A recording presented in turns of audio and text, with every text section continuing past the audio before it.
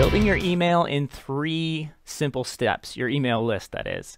This is an important topic. Most businesses and growing entrepreneurs need to develop a list, and they need a growing place of customers, fans, and contacts that they can not only help build their business, but share the word about their products or their services. And so we brought on an expert to help us talk about that and a lot more today on the show. I'm really excited for this episode today. We also have some exciting news about where Wirecast was this last week and actually this last few weeks. I'm so glad you're here. We'll be right back after these opening credits, which we will roll now on purpose.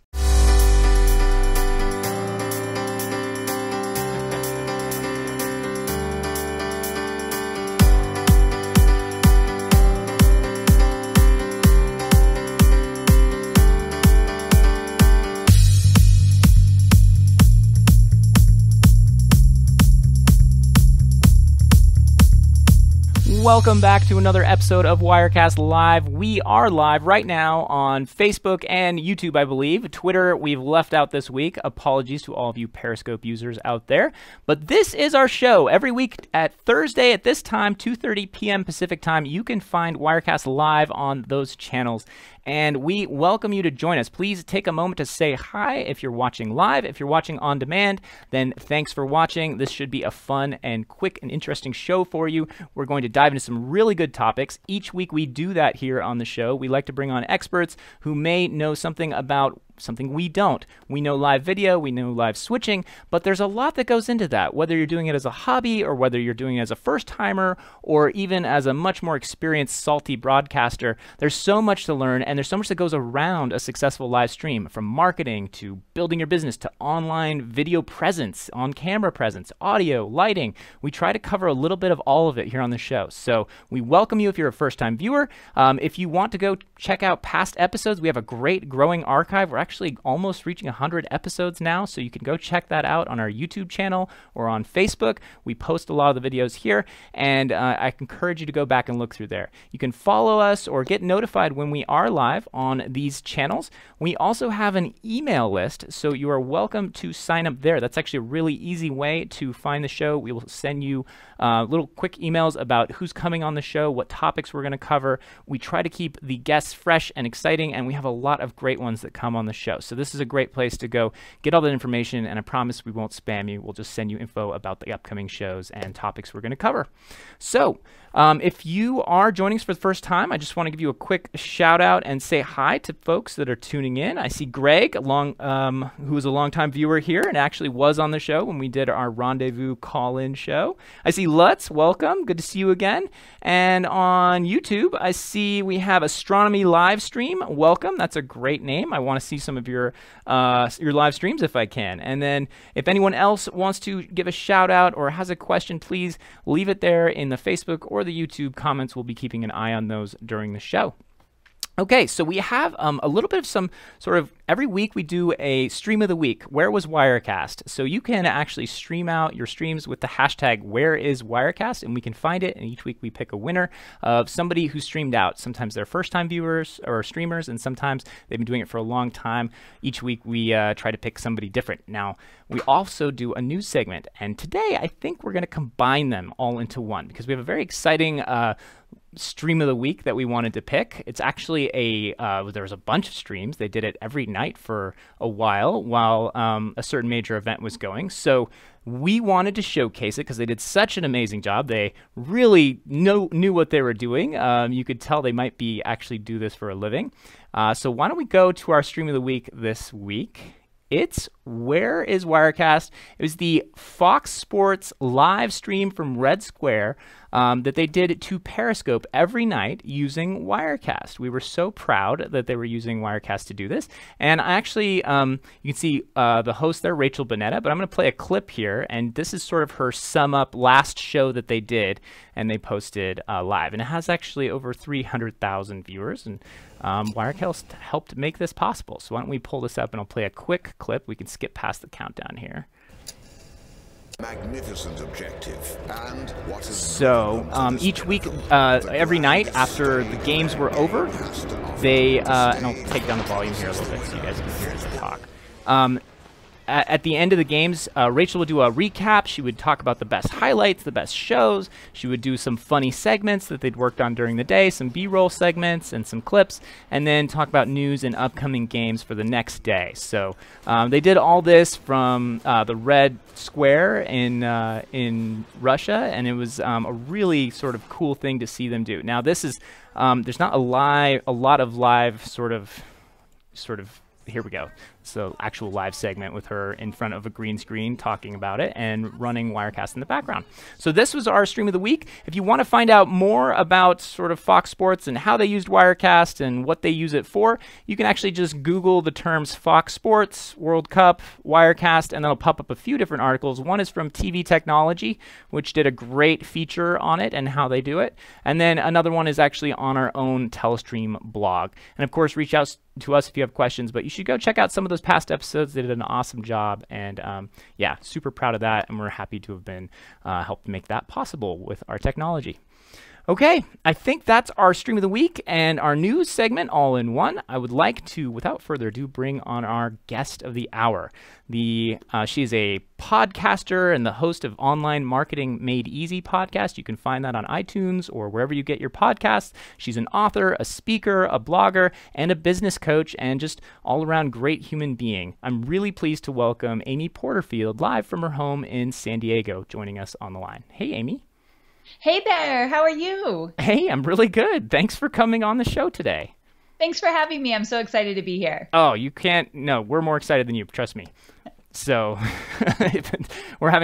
we have been really looking forward to this show. A lot of people around the office, I'm sure, are tuning in right now so they can listen to the conversation and see how what you have for us today, because I know you've got a lot of great stuff to offer our audience, and you've been doing this a while, Amy. So I really want to get into some of your practical tips and advice on some of the topics, particularly around email list building, and then maybe we can cover some other topics throughout the hour.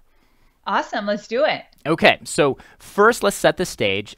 For those of our viewers who may not know you or have not heard of you, maybe you could just give us a little background about your story and how you came to do what you do now. Great. So basically, I have always studied marketing and done a lot of things in marketing throughout my corporate career. One of my most notable corporate jobs was working with peak performance coach Tony Robbins. I've heard of him. He's a pretty popular guy, and I got to work on the content that he would do on stage or in his digital products. So that is where I learned how to be an entrepreneur and how to create content that's compelling and that inspires and educates. So I took everything I learned from my Tony Robbins days, and I left that job after about 6.5 years, and I started my own online marketing business where I teach budding entrepreneurs how to build their own businesses online. I primarily focus on list building, creating online courses, and selling those courses with webinars. So that's what I do today. Got it. So you're almost a coach's coach, a teacher's teacher. Yep. Okay. Exactly. So that is a pretty cool gig. And is it something that you had been working towards and something you kind of understudied under Tony, or did it occur to you sort of as you were there that maybe you might want to go out and do this on your own, and maybe if he's doing it, maybe you could too?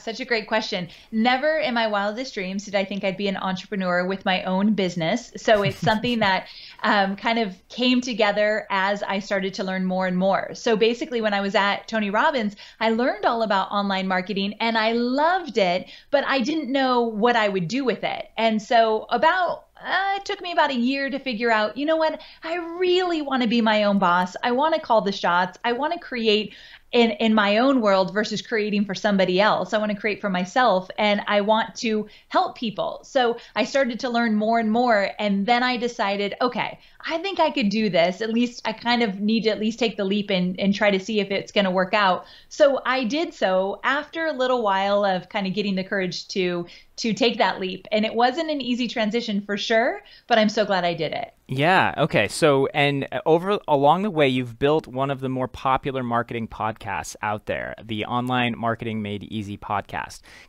I think you're about over 200 episodes in now. So can you talk a little bit about what that was like? When did you start the podcast along the way? And now how important is that to what you do? So I started the business around 2010, and in 2013, I started the podcast. And to be really honest, I started the podcast because I knew I needed a platform. I wasn't a really fast writer. So blogging, I was blogging a lot, but it was really difficult for me to get out a weekly blog. And I don't love being on video. I do it a lot, but I don't actually love it. So I thought, a video show, that is never going to be my personality. And so from there, I thought, but I could podcast. I could talk, and I love the platform. I love listening to other people's podcasts. So I knew I needed something where I was going to create content every single week. And I felt like, okay, podcasting is something I know my audience will gravitate toward, and I actually enjoy it. So I always tell my students, you've got to find that sweet spot between what you love doing in terms of how you deliver content and how your audience will receive that content, what they'll gravitate toward. If you can find that sweet spot, you're golden. Nice. So, we have, again, I want to get into the other pieces that we have ready to talk about. But one of the things, but I really want to ask you this question. What about podcasting have you learned since you started the podcast? If someone was going to start a podcast now, A, would you recommend doing that? And B, how should they begin doing it? What have you learned already now that you're over 200 episodes in? So I 100% recommend anybody who's thinking about a podcast. I think podcasts are only getting bigger and better and more exciting and a bigger audience. And what I would suggest if you're just starting out is that you make a commitment that the first day you go live, you are going to do it every single week, if not a little bit more. And so the way to really find your audience and to get out there and to become that go-to person for whatever topic you're talking about is to show up consistently. The biggest mistake I made in the very beginning of podcasting is that I would do it maybe once a month when I felt like it, when I could get my stuff together to actually get organized enough to get a new podcast out there. And then about a year into it, I thought, I'm not moving up the charts. I'm not getting a lot of downloads. I haven't found my audience. I need more consistency. So I changed it and I started podcasting rain or shine every single week. And ever since I did that, that consistency allowed me to find my audience, move up in the charts, get tons of downloads each episode. I really believe it's about consistency. That is a great tip. So I think I've heard it said by a number of people, but 90% of success is just showing up. And so That would be true for podcasting as well, I assume. For sure. All right. Well, thanks for your tips on podcasting. And I'm sure if you guys have questions about podcasting, please leave them in the chat or in the comments, and we'll try to keep an eye on them. I see a few other people joining us, like Luria Petrucci. She says, hey Amy. Luria.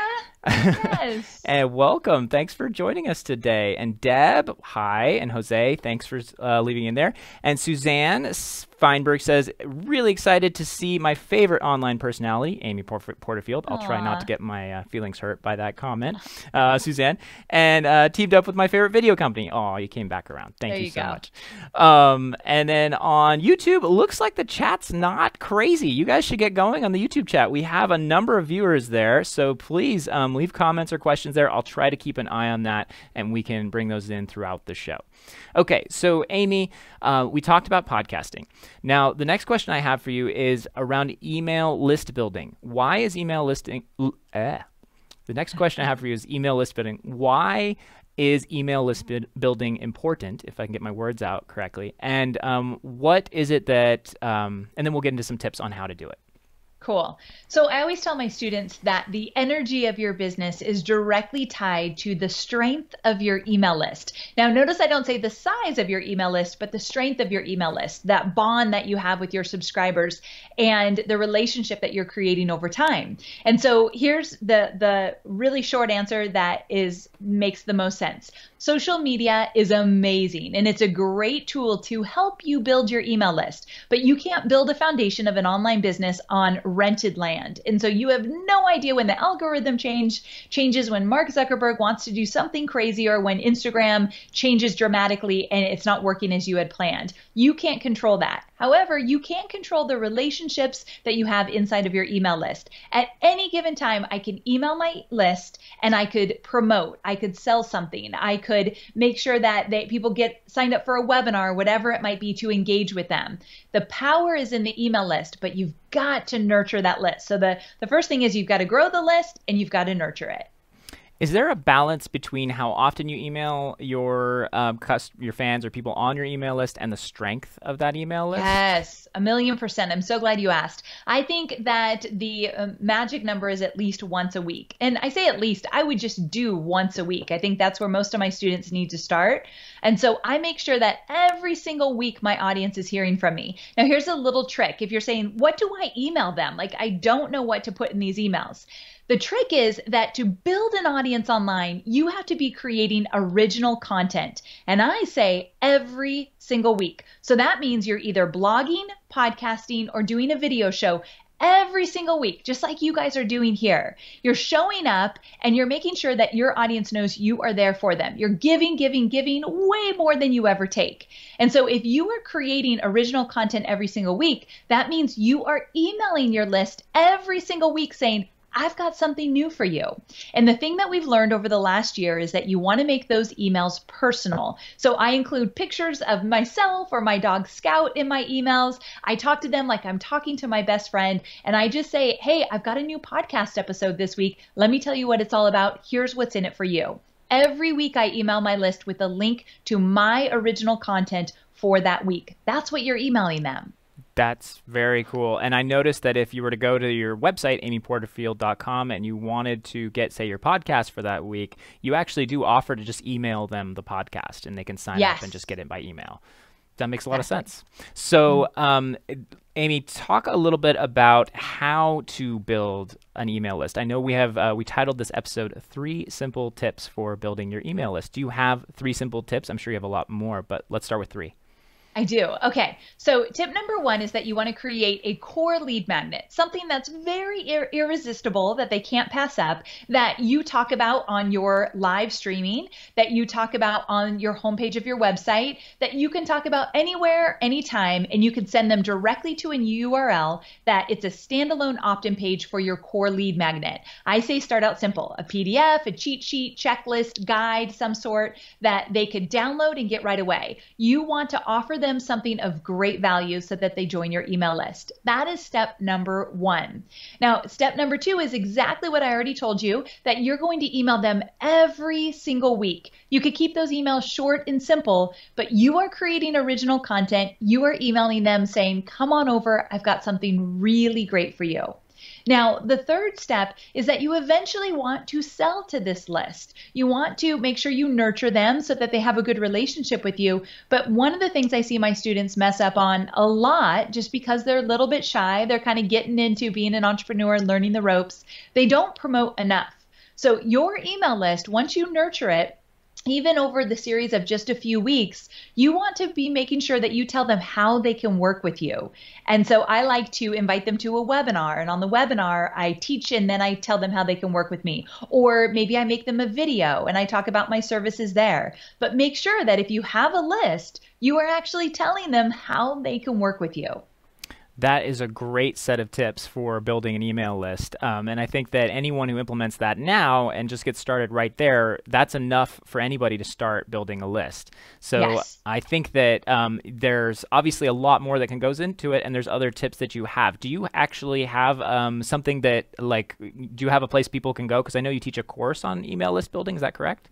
I do. So I've got a free masterclass where I offer tons of value. Whether you ever buy my course or not, you'll walk away from this free masterclass thinking, okay, I get it. I know how to get started with my email list. So it's at amyporterfield.com/list building. And thank you so much for asking. Yeah, no problem. So I know often when people come on the show, like you are now, that they talk about some really great tips, but our audience often wants to know where can they follow up to find out more. Obviously, this is a limited format, so there's only so much we can get in and talk about here. But it's really important to, when you have other resources available, that we try to offer that to the audience. So folks, if you do want to go and check out more about Amy's tips on list building, you should go to that website address, amyporterfield.com/list building. And I'm sure there's a lot more that you go through right there at that site. So thank you, Amy, for sharing that. For sure. So you mentioned a little bit earlier that you think it's really important to make emails personal, include personal pictures of what you've been doing, your dog, other things like that. Will that strategy work just as well for brands as it does for individuals? Oh, great question. I think it does. So long ago, I learned that even when you are a brand versus actual personal brand versus a brand where there's not one person that is the face of that, I still think that people want to do business with human beings. And so even if you have a bunch of people in your business, I still want you to share behind the scenes. I still want you to share pictures of those people that make up the team, because that is truly who they want to know and who they want to follow. You're never going to follow a logo. And so with that, I encourage big brands to still make sure that they stay human. And I think if you look at some of the big brands out there right now that are really doing it right, that's exactly what they're doing. They're really making that connection person to person. Yeah, I think that there's a lot of research that shows that if there's content and there's a human face or voice in the content, it really makes a difference for how people pay attention to it and how much they engage with that content. And so it seems like the sort of new face of sort of marketing is human faces, right? Like that just seems to be a lot of what we're all learning. Is that sort of holding true these days? Completely agree with that, 100%. Okay, so you talked about so we've talked about list building and kind of where people can go to get more information on that from you, but you also mentioned webinars. So why are webinars important, and what role do they play in online marketing or building a business? So I absolutely love webinars, and I've been using webinars for over 10 years now to sell my online training programs. And here's why I love them. Webinars give you an opportunity to do what Gary Vaynerchuk calls jab, jab, jab, right hook. So you give before you ever ask of anything in return. So if you were to get on my list building webinar, one thing that you'll notice is, one, you connect with me on a personal level, and two, I will teach you so much that you need to know whether you ever buy from me or not. And I, as a marketer, love that feeling. And so if you ever fear that you're going to be too salesy, or people are going to see you as like wanting to be too aggressive or take before you give or anything like that, webinars wipe out all of those doubts, because you have to give before you ever sell anything. And I always say that webinars give you the opportunity to earn the right to promote your programs, products, and services. If you do a really good job of teaching, let's say 30, 40, 50 minutes of teaching before you ever let them know how they can work with you, you're going to build a bond that you cannot do with any other marketing strategy out there. So I really do believe for those that like to teach and love to give, webinars are the way to go. Wow, that's a really powerful reason to do a webinar. I think that's a great case for it, because people can show up, get something for free, and then at the same time, you've now, I guess you say, earned that cachet to then ask for your call to action or your sale or your product or service that you might also want to upsell them to, or people may be interested in going to after the webinar. Yeah. So now webinars really break down into two categories: live and recorded. Where do you fall on using one or the other? So I always say you want to use both for sure. And before you ever put a webinar on Evergreen, which is recorded, automated, you've got to make sure that it converts well. So I tell my students, I would love to see you do 4, 5, 6 webinars live until you really learn the ropes and you start converting on that webinar really well. Then you can put it on Evergreen. So what I do is a few times a year, I'll do live promotions where I'll sell something for, let's say, 1 full week, and I'll do a bunch of live webinars, which I love the most, because it's that real interaction. I'm answering questions in real time. I'm connecting with my audience, which as marketers, we all need that. However, at all times, I'm also running recorded webinars. Same exact content, same great value, but they're running every single day. This allows my audience to sign up at a time that works for them, and it allows me to get my product out every single day. So with automated webinars, I am making money in my business every single day, and that's a really good feeling. I imagine it is, and it's important to maybe denote a couple maybe variations of the recorded webinar, right? So you could play a recorded webinar at a set time every day. You can also play just an on-demand version that a solo or an individual can watch at the exact moment they sign up for it. Do you have any recommendations of one over the other for those? So funny you asked that because we literally just started doing on demand as well as offering it so people could sign up the very next day. And we're having great success with both. But I think because we haven't offered on demand in a long time, it's really popular right now. So we're seeing great success with that. I think people want instant gratification. I'm ready to watch it now. Bring it on. Don't make me wait. So I say do both. So when you go to somebody's webinar registration page and the drop down menu appears to say, okay, which time do you want to sign up? For ours, most of ours, you'll see right away or tomorrow. And I love having both options. Are you very clear up front in both the on-demand and the set time pre-recorded webinars that this is a recording? And do you have any live staff behind the scenes answering questions to do kind of a hybrid? Great question. So this is a question I get asked a lot, especially with my new marketers who want to make sure they're really in integrity. And sometimes an automated webinar feels a little bit slimy to them because a lot of automated webinars, people will pretend that they're there live. Here's my philosophy on it. And you've got to do what feels right for you. But I never say it's live. And I never say it's recorded. There is a perceived value for live. Even though I'm delivering the exact same content, if I'm live, people feel like it's more valuable. And so I don't say it's live, but the minute you say it's a pre-recorded webinar, the perceived value goes down for a lot of people. So that's just one thing I want you to be really aware of. Now, what you can do is you can do a hybrid, and we've definitely done that in the past. Now we have chat that goes to our customer support team that they can write back, but it's in real time, but it's not they won't get a response instantly, meaning my team has to be there and make sure that they can write back in that moment. So It's not perfect, and we've played around with a lot of things. But again, it comes back to that sweet spot. As entrepreneurs, we need to figure out what works best for us and our team, as well as what works best for our students. And I can't have somebody on 24/7, so we do the best that we can with that. That's a great sort of set of principles. Do what works for you and test out different methods. And it sounds like you have experimented with kind of all the different versions, and sometimes you offer them at different times. So you'll go live and just to get the practice in, and you maybe even promote that heavily. And then other times you turn on or off the on-demand versions, and then other times you just do a pre-recorded every day. And so it really seems like a multi-pronged approach is a good strategy for webinars. Would you agree? Definitely, 100%. Okay, so we covered podcasting, we covered list building, we covered webinars. We are moving quickly here, so I want to get to the next topic in just a second, but I want to check in with our viewers and audience and see if there's any comments or questions about any of that stuff we just covered. So if you see any, Amy, feel free to call them out and let me know. But in the meantime, I see that Alfredo says, hello, content creators. And we have a few other folks who are joining us, like Richard is joining us as well.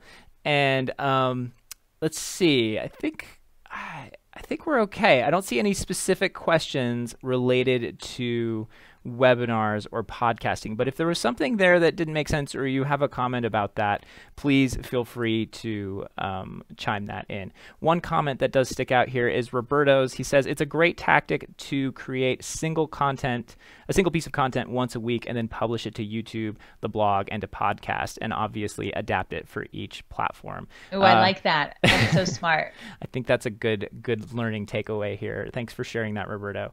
Okay. Okay. So Ben, here's one. Ben is asking, can you guys talk a little bit more about webinar follow-ups? So after a webinar, that is a really critical time. What should content creators or webinar makers think about within 24, 48, 72 hours of a webinar? I love this question. So I often say that you could double your sales after a live webinar if you have a really good follow-up. So here's exactly what we do. After a webinar, whether it's live or if it's pre-recorded, the one thing you want to think about is you have to create scarcity and urgency. So if it's live, at one point or another, the bonuses go away or the cart closes. If you don't have scarcity, you will see a huge lack of sales. So that sounds weird, but you will not get as many sales as you should. Now, if it's automated, we use something like like deadline funnel so that everybody has their own deadline depending on when they got into the campaign. So you can look into deadline funnel, but the goal is everybody should have scarcity and urgency attached to when they need to buy before they miss out. And so once you have that locked in, and that's kind of a behind the scenes thing, once you have that locked in, the follow-up after a webinar should be, one, you send out an email with a replay to all the people that missed it. Here's your chance to watch it. You've got 48 hours before it goes away. And those who watched it that want to watch it again, here's the link.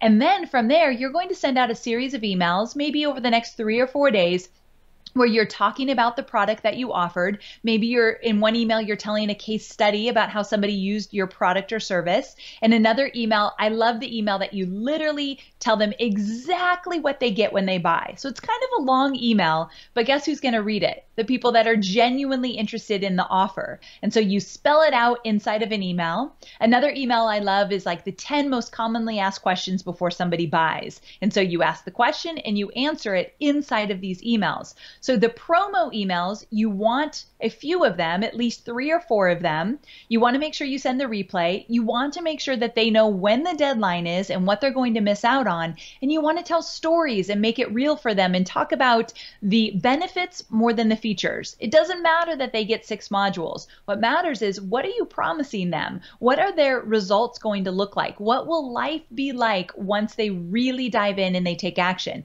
That's what you want to talk about in those emails. And one little trick, once the cart is closing or once the bonuses are going away, send at least 2 emails saying, this is your final chance. I send 3, but that feels aggressive to new marketers. So if you're just starting out, at least 2 emails saying, today is the day, the deadline is now. And so that follow-up email sequence is just as important as that live or recorded webinar.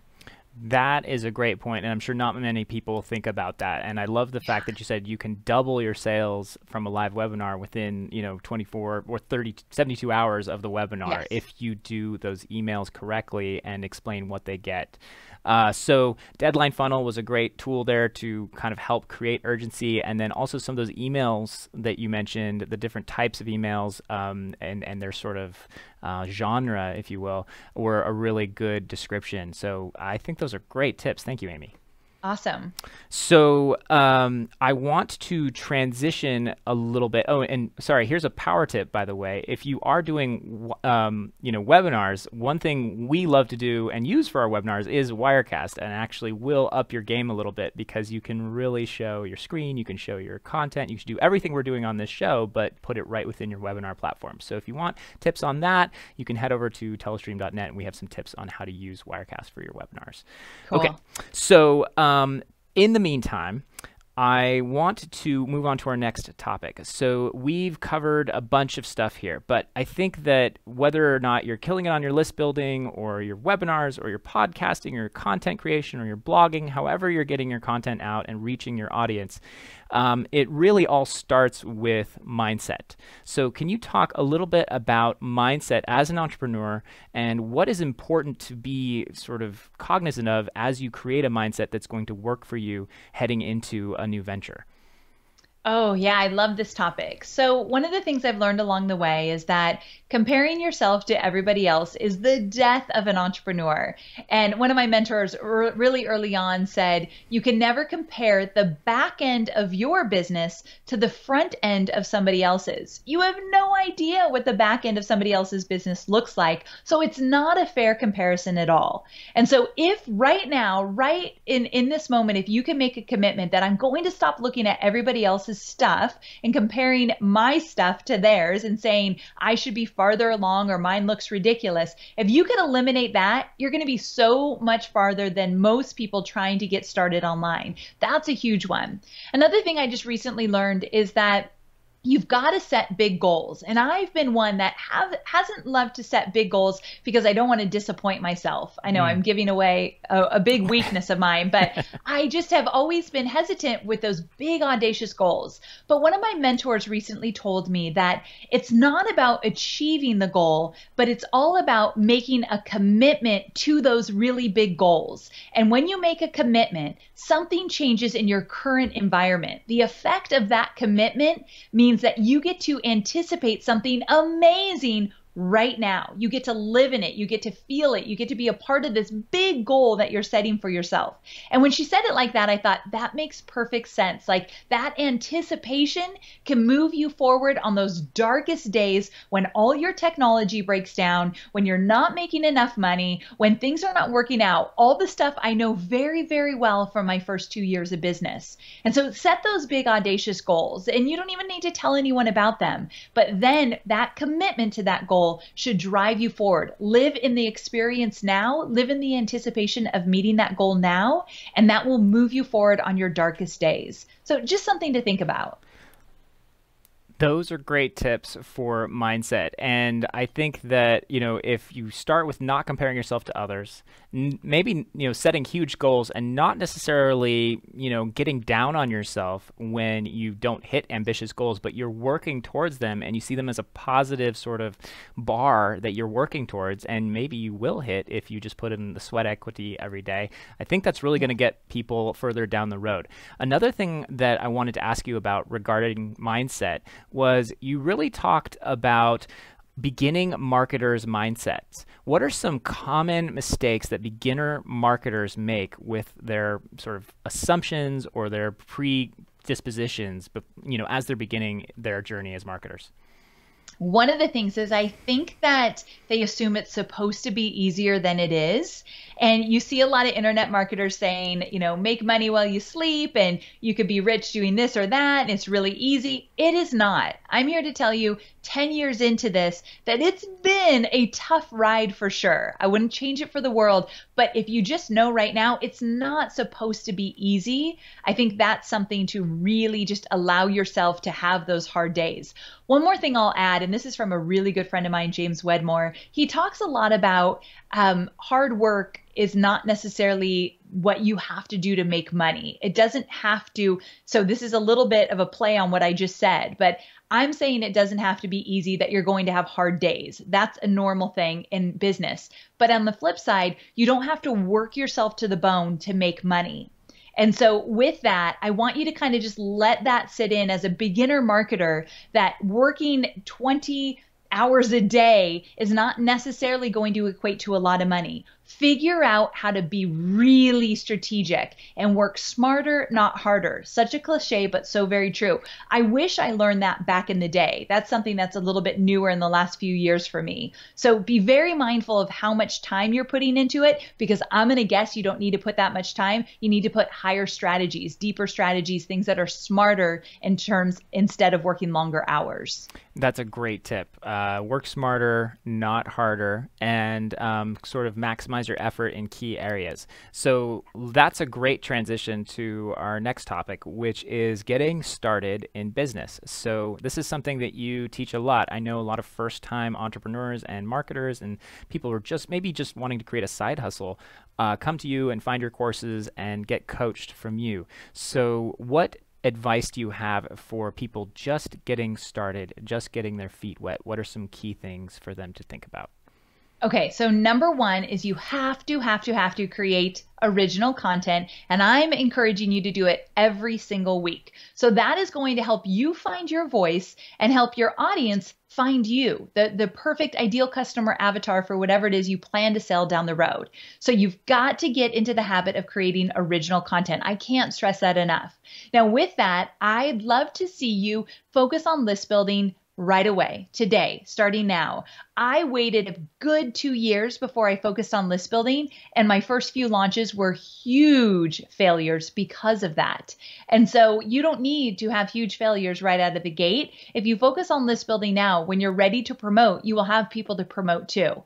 And so those are two things. Creating original content is a must for any beginner marketer, and making sure that list building is something you do before you try to sell a bunch of stuff, before you worry about whose stage you're going to get on or whose podcast is going to interview you, or all the things you think are such a big deal are totally not a big deal if you don't have a foundation to list build when somebody comes to your website. So I would focus on list building before you focus on all the other sexy things that are part of internet marketing. great advice. Start simple, build from there. I think Yes. that's definitely a sort of, walk before you run type of advice. And you can always add complication later, right? Yes. The addition, of course, to that strategy, the additional benefit to that strategy is it, again, helps you keep it simple and focus your efforts and maybe help you work smarter, not harder. Just focus on the key, most important things and not get distracted by all the busy work that you could spend 20 hours a day on that don't necessarily build your business when you're getting started. So true. Is there things that are, additional pitfalls that you see commonly that marketers are spending a ton of time on and they really shouldn't when they should be focusing on list building? Like, what are some other things you see as time sinks? So creating a website. Everyone needs one. I totally get it. But I made millions of dollars with the ugliest website ever because it did the trick. It had the information it needed, and I was creating original content. So that was there. I say it was ugly because it wasn't really branded well. It didn't have a lot of bells and whistles. I didn't have the best photographer for my photos or anything like that, but it did the trick. And that's what I want you to focus on. It doesn't matter what your logo looks like or the things that we think are so incredibly important. They're not. What's important is content creation, list building, and creating something that you can sell online. And through all of that, the thing that kind of weaves through everything is the relationships you're building with the people that will eventually become your customers. So my beginner students, they spend way too much time worrying about what they're going to call their website, what their website looks like, logos, business cards. I hate even talking about all of that because it does not matter. And take it from somebody who definitely has made a lot of mistakes along the way. I promise you that. You heard it from Amy here, so listen to that advice. Don't spend a ton of time on your business card or your logo. I am guilty of that as well. It's something about that first impression. You really want to do it well and do it right. But I guess that really is just about the surface level. It has very little to do with what's going on underneath. Yeah. So, okay, great tips there. I want to go I think we're going to, we're almost the end of our time here, and I want to wrap up and kind of let people know where they can get more information, and kind of talk a little bit about that. And if there's any other questions, we can take those from the audience. I see here that Streaming Media Live says Amy's preaching the truth. And another question we have from Dominic here, and this actually gets into the topic I wanted to talk about or circle back to, which is podcasting. So 2 questions for you. We'll take Dominic's. Hold on just 1 second. We'll come back to yours. But the first question about podcasting, really a follow-up. How long does it take you each week to create your podcast, Amy?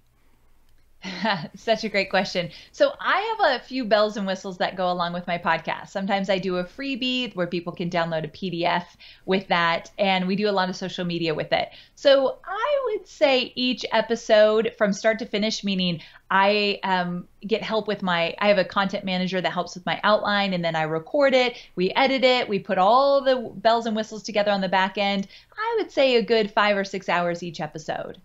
And are you shooting for an hour or a half hour each week with that? I would love a half hour, but sometimes I'm a little wordy. So I think on average, my shows are about 45 minutes long. Okay. Do you have any advice on that? If someone's just getting started with a podcast, is it start with the right length for you? Or do you kind of think that there's a sweet spot around a half hour? I feel like there's a sweet spot. I know that the podcast episodes I listen to, I love when they're 20 or 30 minutes because we're busy and we got things to do. And so I always am trying to make mine shorter because I think they're easier to digest. But I also have a really complicated subject matter. Like sometimes I'm teaching step by step how to do something. If it's a little bit more light and conversational, you could probably go a little bit longer. Got it. Okay, and do you spend a lot of time writing verbatim, script for word for word, or do you do bullets and kind of ad lib? We do outlines that I work with my content manager, and we talk about topics and where we want to go, and I talk about the stories I want to include, and she does heavy bullets. And so they're definitely not scripted word for word, but she's pretty detailed in my outline so that I don't miss any of the important stuff. Got it. Okay. So now, Dominic, I can get to your question here. His question specifically, how do you grow the subscriber base for a podcast? Do you have specific suggestions for getting more subscribers on iTunes, Stitcher, Spotify and specifically those platforms, do you have any tips for growing a podcast subscriber base? So what we've noticed, our numbers have been getting, our download numbers have been getting higher and higher every single month for over a year now. And one of the things that works well for us is that we do some pretty good social media, not good in the sense of like, look at us, we do it so great, but meaning we really focus, we're intentional with our social media. So for every episode, we will do an Instagram story, and we use wave.com, and I think it's WAVVE. I could be saying that wrong. I think there's two V's, but it's a tool that we use that we could upload a short little teaser clip from the podcast episode, and we put it on IG stories. So we always have a story. We always post something on Facebook, LinkedIn, Twitter. So we cover all our bases. And then I have a Facebook group only for my podcast listeners. And what I've started to do is create 2 to 3 minute teaser videos where I'm live, or not live, I'm recorded on video, where I'll say, okay, guys, this week's episode is about XYZ, and here's what I want you to pay close attention to. Or I might tell a quick little story about it. And I could do this live as well. Obviously, live is a focus for what you guys do. And this could be a cool thing to do on live video, just giving them a quick little teaser about what the podcast episode is about. I like to mix the media. I like to be on video as well as in their earbuds, and then do some static images as well across the board. So we're very intentional. The last thing I'll say is that my downloads are really high per episode because I email my list every single week and tell them to go listen to it. So if you're on my list, you're going to get an email about the podcast.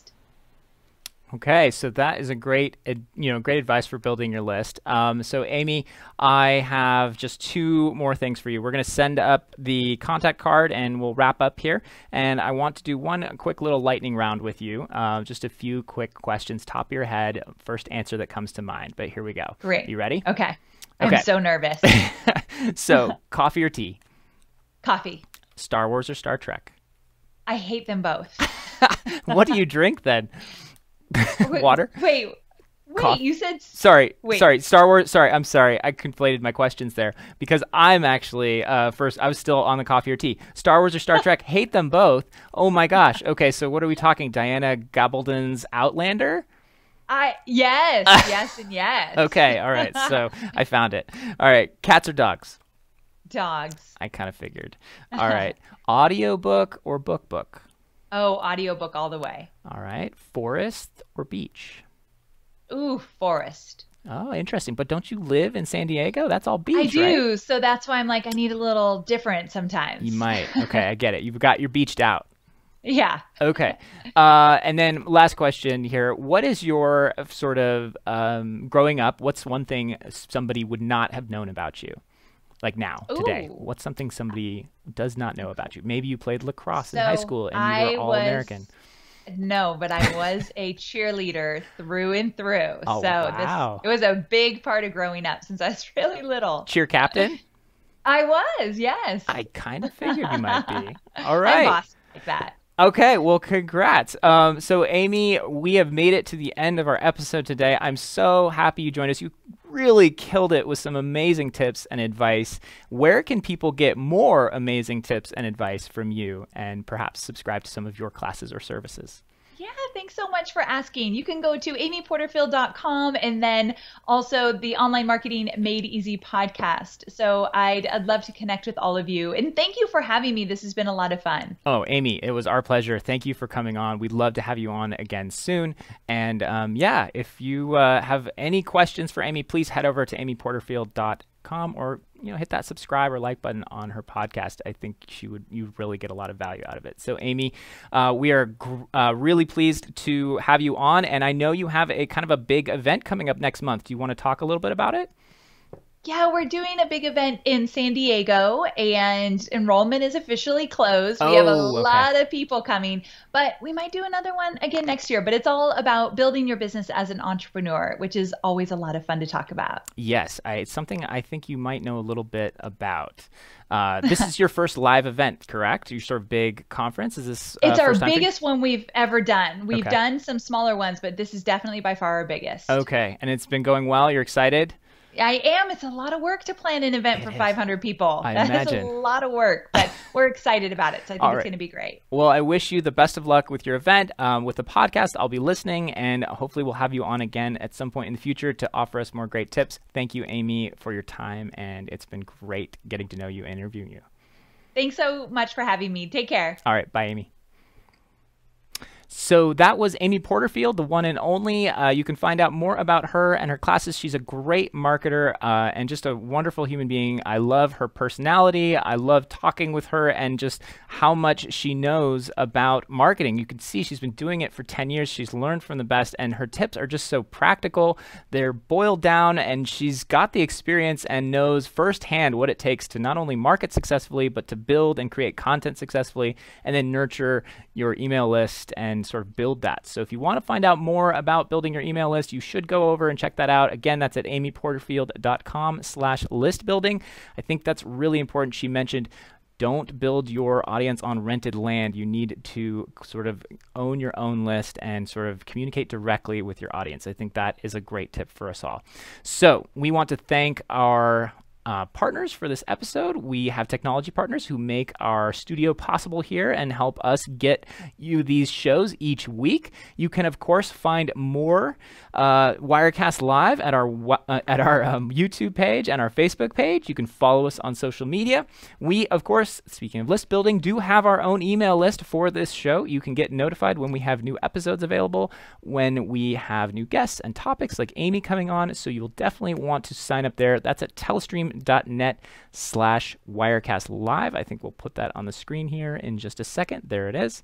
So feel free to sign up and get notified at our email list. We'd love to have you, and we'd love to see you for our next show. So please join us next week. We will be talking more about audio, and I will be talking a little bit more about common mistakes that you might make with audio. So we will be doing kind of a hands-on learning session for the show next week, and I'd love you to stop by if audio is something you're curious about. So please join us. Thanks again for those of you who are watching, and if you're watching this on demand, come by and check us out. We're live each Thursday at 2:30 p.m. Pacific time.